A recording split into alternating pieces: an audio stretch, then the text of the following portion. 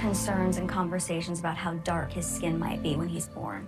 Stories about Harry and Meghan that have ended up in the pages of the press have come from other royal... Bonjour, c'est Nicolas Poincaré. Bonjour, c'est Fabien Andrian-Arissoa. C'est une intrigue digne des meilleurs épisodes de The Crown.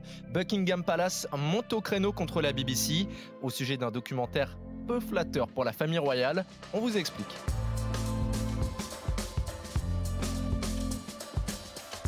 Les princes et les médias, c'est le nom du documentaire en 2 parties que la BBC consacre aux princes William et Harry et aux coups tordus qu'ils peuvent se livrer, quitte à instrumentaliser la presse.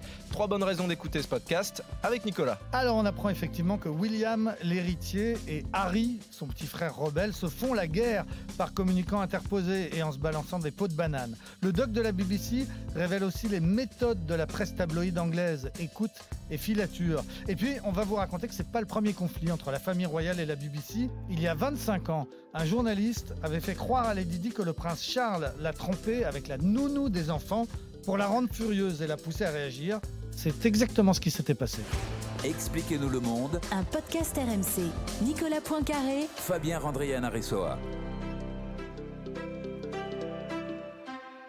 Pendant des années, les 2 frères qui étaient orphelins de mère étaient vraiment très très soudés, mais depuis un certain temps maintenant, on réalise qu'ils sont en fait en guerre désormais. Oui, c'est ce que raconte très bien ce documentaire.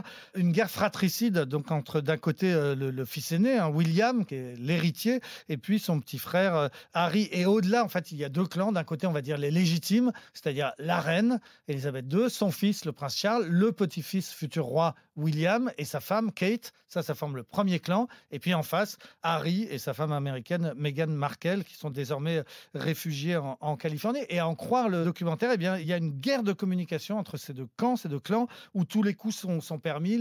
Les communicants font fuiter des fausses informations. Des proches donc, de l'aîné William sont allés jusqu'à évoquer la santé mentale du petit frère Harry en parlant de la dépression dont il avait souffert, ce qui est quand même pas terrible.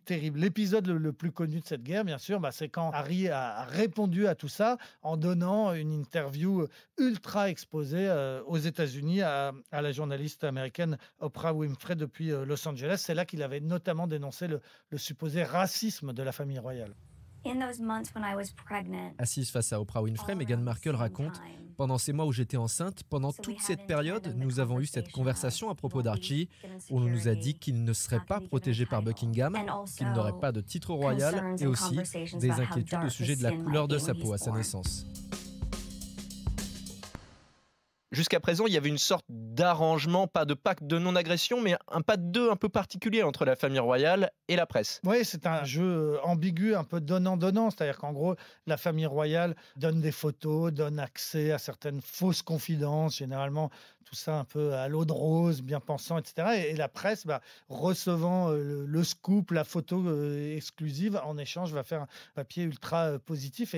Et ça marche comme ça. Sauf que justement, Harry, le petit frère, il n'a pas joué ce jeu-là. Et notamment parce qu'il déteste la presse en général depuis la mort de sa mère. Souvenez-vous qu'elle est morte à Paris, poursuivie par des paparazzis. Harry est persuadé que les journalistes en général sont responsables. Donc il n'a pas joué ce jeu-là et il l'a notamment pas joué au moment de la naissance de son fils aîné. Il y a eu une photo et puis basta en fait. Il n'a pas accepté ce que la presse tabloïde aurait voulu, c'est qu'à tour de rôle, ils aient le droit à leur petit scoop, les premières photos, le premier sourire, le premier hocher, etc. Il n'a pas joué le jeu, il n'a pas donné ses photos. Et du coup, la presse a commencé à se retourner contre lui. Lui et sa femme sont devenus un peu les bêtes noires de la presse tabloïde, se sont fait allumer régulièrement. Et puis, Harry et Meghan ont commencé à poursuivre les journaux, ce qui n'était pas la tradition en Angleterre. Normalement, la presse, entre guillemets, la presse poubelle pouvait sortir n'importe quoi. La famille royale ignorait tout cela superbement. Meghan et Harry, ils ont dit non. Ils ont fait des procès. Il y a eu, par exemple, un procès assez célèbre récemment contre un magazine qui s'appelle News of the World, qui avait publié une lettre de Meghan à son père, lettre volée. Ça avait donné lieu à un premier procès. Le procès en appel vient d'avoir lieu. On attend encore le jugement. Et alors, histoire dans l'histoire, pour se défendre, le magazine News of the World disait oui, mais Meghan Markle, elle utilise la presse parce qu'elle-même donne des informations aux journaux. Et en première instance, Meghan Markle avait dit jamais de la vie, c'est faux, je conteste, je n'ai jamais fait donner d'informations à ces journaux. Sauf qu'en appel, News of the World a amené la preuve, un témoignage d'un ancien de l'équipe de Meghan Markle qui disait oui, on m'a demandé de donner des informations. Et donc aussitôt, la presse s'est déchaînée, c'est devenu Meghan la menteuse, the liar, c'était les gros titres de la presse ces derniers temps. C'est donc vraiment une guerre entre les tabloïds, on va dire, et puis le couple Harry-Meghan. Meghan Markle a fait fuiter des informations dans la presse, donc ça c'est acté. Mais ce qu'a révélé dans ce documentaire Omid Scobie, le biographe de Harry et Meghan, eh bien c'est que les autres membres de la famille royale lançaient des rumeurs contre Harry et Meghan Markle.